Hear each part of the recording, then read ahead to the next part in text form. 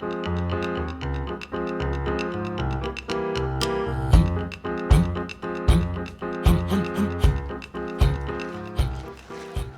soir, nous sommes au musée Matisse à Nice pour un anniversaire un peu spécial. Nous sommes au cœur du quartier Cimier, là où le peintre a passé les derniers instants de sa vie dans cette villa du XVIIe siècle, inaugurée en 1963. Le musée fête ses 60 ans et nous verrons, à travers une exposition de l'artiste américain Tom Wesselmann, comment il a influencé toute une génération d'artistes. En quoi finalement Matisse est-il toujours culte? Claudine Gramont, bonjour. Bonjour. On est ici au cœur du musée, à l'accueil, ce que découvrent les visiteurs en premier. Et ils arrivent, ils voient tout de suite cette immense fresque de Matisse qu'il a peinte ici à Nice à la fin de sa vie. Oui, Matisse a réalisé cette grande gouache découpée dans son atelier du Regina en 1952. C'est une très très belle entrée en matière. On rentre dans l'espace de Matisse et dans le cadre de son travail en fait, puisqu'il réalisait ces grandes gouaches découpées à même le mur de l'atelier. Donc il faut s'imaginer, c'est comme si on était toutes les deux assises devant l'œuvre et dans l'atelier. Et ici, dans ce musée, vous avez beaucoup d'œuvres. Vous avez réussi à rassembler un fonds assez important. Combien d'œuvres? Donc la collection du musée Matisse est riche de plus de 1000 œuvres et d'objets de la collection personnelle de Matisse. Donc c'est effectivement une collection qui est très, très importante, très riche et qui a été donc pour l'essentiel, pour la très grande majorité, constituée des donations successives des héritiers Matisse à la ville de Nice. Alors Matisse, on le connaît pour ses collages, ses peintures très colorées, mais il s'est aussi exprimé sur l'art du dessin. On va tout de suite écouter cette archive.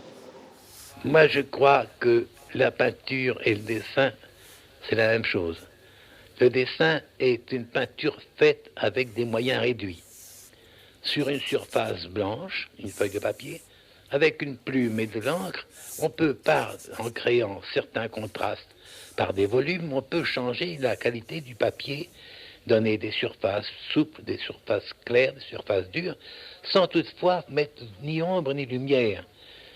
Pour moi, le dessin, c'est une peinture avec des moyens réduits. Comment vous expliquez que cet homme du Nord, il est tombé amoureux de la lumière, de la Côte d'Azur, comme beaucoup de peintres d'ailleurs?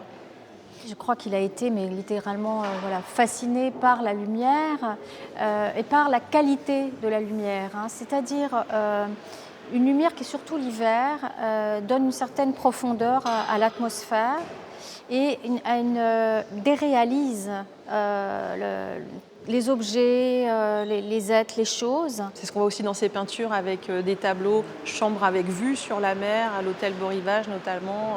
Oui, alors il va mettre en place ces intérieurs à la fenêtre qui seront vraiment caractéristiques de toute cette période niçoise et qui sont une forme de transposition en fait de la lumière, de cette lumière qui est une lumière qui l'entoure, mais qui est une lumière spirituelle, qui est une lumière intérieure. Vous essayez de faire vivre ce musée de manière contemporaine et on va découvrir une exposition, l'américain Tom Wesselmann, qui n'est peut-être pas encore connu en France, mais qu'on apprend à redécouvrir et qui vraiment s'est beaucoup inspiré de Matisse. C'est presque l'hommage d'un élève à son maître. L'œil sévère de Matisse est présent jusque dans les tableaux de Tom Wesselmann. Le peintre américain, l'un des représentants du pop art, dénonce la société de consommation dans ses collages. Il idolâtre aussi le chef de file du fauvisme, un disciple qui va jusqu'à s'inspirer de ses célèbres tableaux, comme les odalisques, les femmes du harem, l'un des sujets de prédilection de Matisse. Sous le pinceau de Wesselmann, elle se transforme en odalisque pop aux couleurs saturées. On peut chaque fois faire le parallèle entre les œuvres d'origine, on va dire, et ce qu'en a fait le Wesselmann. Donc ça, moi qui ne connaissais pas, ça m'apporte beaucoup par rapport à Matisse, que je connaissais quand même mieux.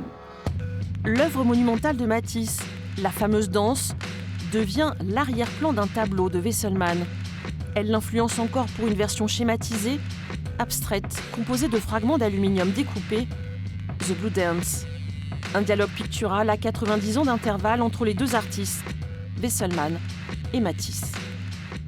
Alors Claudine Gramont, on est dans cette magnifique salle qui rend hommage à Matisse. Pourtant, tous les tableaux sont de Tom Wesselmann.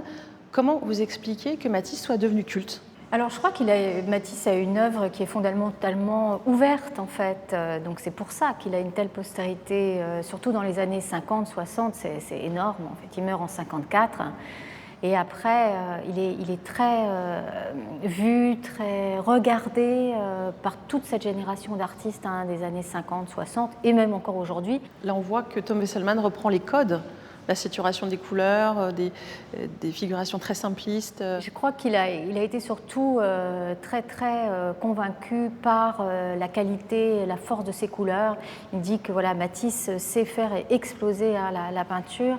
Et c'est justement ce que cherche Wesselmann, c'est activer la surface. Voilà, c'est que la surface picturale, par la couleur, par le dessin, elle ait le maximum d'impact visuel. Et ça, évidemment, il va en partie, en tout cas, le chercher chez Matisse. Merci Claudine Gramont.